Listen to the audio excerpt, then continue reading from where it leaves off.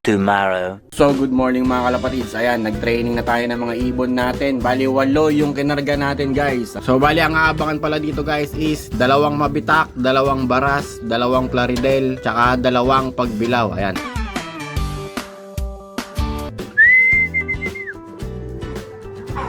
Ayan na guys, alulod.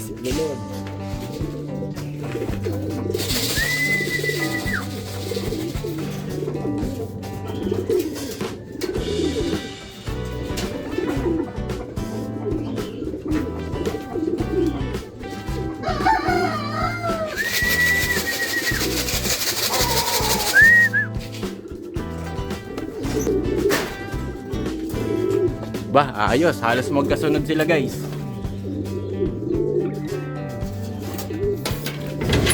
Time check, 7:06.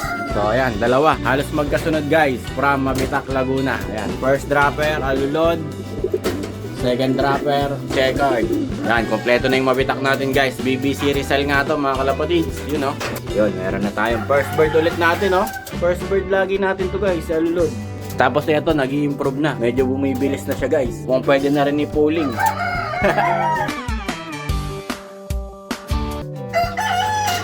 Yon, time check, 7:24. So ayan na guys, yung first bird natin from Baras, Rizal. Bali alas 7 nga yung pinakawalan mga kalapatids. Ayan, meron na tayong ibon. Isa, 2 yung kinarga natin dyan. So isa na lang aantayin natin yung pares niya. You know, wala pa yung 2 grizzly natin. Hindi talaga makasabay.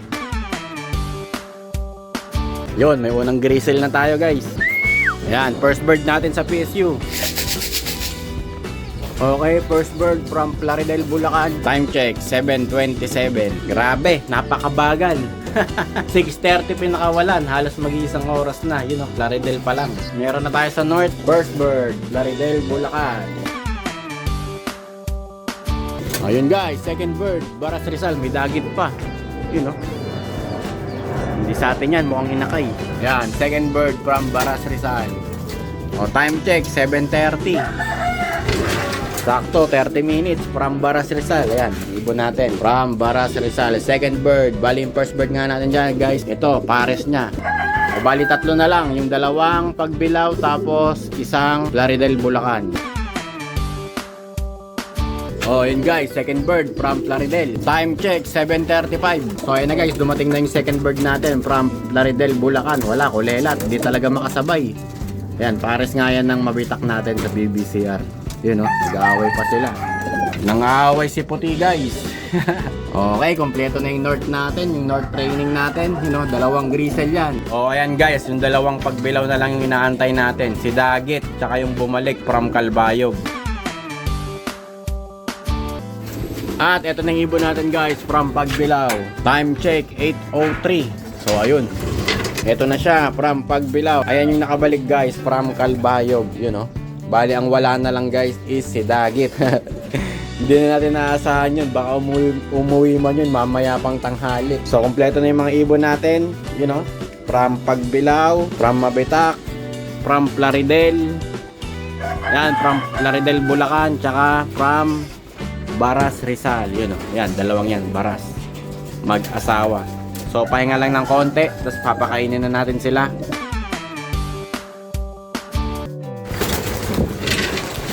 At ito na guys, pakain na tayo. Grabe, nagwawala na sila.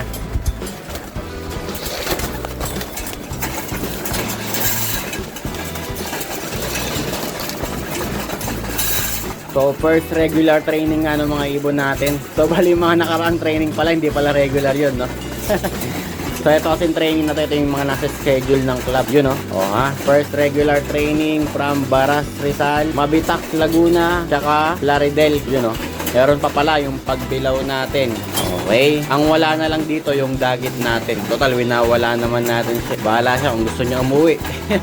So tansya ko guys, baka Sunday may polling na. May polling naman ngayon sa Plaridel, Bulacan. Ito yung 2 puti natin, pwede natin i-polling. Kaso hindi natin yan pwede isali, ang bagal. Nakita nyo nga kanina, no? Halos cut off na nung umuwi. Tansya ko mga 800 na lang speedan. So mga bala kong isali dito pag nagkaroon ng polling sa South. Ito si Alulod, yan, tsaka ito. Ayan, nag-improve na yung uwi niya kanina guys. Halos kasunod na siya ni Alulod. Kaya mukhang okay na. Kulang na lang siguro ng toss yan para mag-improve palalo yung uwian niya. Kasi yung mga kapatid nito guys, yung mga kapatid niyan, grabe sa pooling. Checkered na yan sa tropa natin. Gift bird niya sa akin yan. Kaya yung mga kapatid niyan guys, matitindi sa pooling. Kaya inaasahan din natin siya. You know. Samantala, update naman dito sa mga North Young Birds natin, Okay, yan, pakakawalan natin sila ngayon. Kompleto pa naman sila. 1, 2, 3, 4, 5, 6, 7, 8. Yan, 8 hanggang dulo. So hindi pa nga to nagro-rondahan guys, yung normal na ronda. Wala, pa lang to. Tawid-tawid pa lang. Kasi nga napinutulan natin sila ng pakpak. Kaya hindi nila maitodo yung bira nila. May mga umiikot na paunti-unti. Ito, pumuronda natin. Yan, yung 3 blue bar. Ito, tsaka yan, nag-iikot-ikot na yan paminsan-minsan pag pinapakawalan natin. So ngayon, pakakawalan natin ulit sila guys. Yan, mahinginayan ng mga lupa yan sa taas. Yan, may halaman kasi yan dyan, may halaman. Kain-kain sila dyan guys ng lupa. So ayan yung mga YB natin guys, lumabas na. Maya-maya lalabas na yan dito. Yan, sasampa na ulit yan dyan. Ready for viewing na ulit sila. Sana magrondahan na yung mga yan. Yun. Yun. Yun. Ha? Yun. Ayun, may naiwan pa.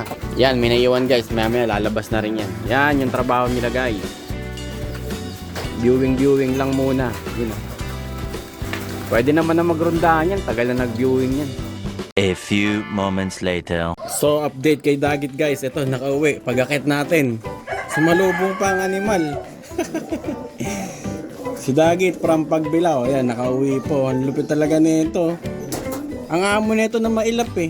Yun Tamang patong pa sa atin From Pagbilao, pag-akit natin, nandito na, sumalubong pa, damapo pa. Nangingi pa ng pagkain, loko-loko. Okay. So, yun. Ayaw ko yun. Parang batang umiiyak. Gusto ng pagkain. Ayun, nangingi. Ang kulit ang lupit. Baka sa inyo to guys ha. Ayan yung sing-sing nyo. Unin nyo na to. Ang kulit So pakainin na natin siya guys. Nakakaawa naman. Yun sinalubong tayo pag uwi. Ang kulit Yun gutom na gutom mga animal. Galing nito nakauwi Pagbilao. Mukha namang neto. Naagawan siya ng mga kasama niya. Yan, kinulong natin dyan para hindi na siya guluhin. Ayan yung mga kasama niya. Ayan based sa mga ibon natin, mga kalapatid. Kinulong natin dyan si Dagit para hindi maagawan ng pagkain. Abangan nyo yan sa susunod na loading. Kakarga ulit natin yan.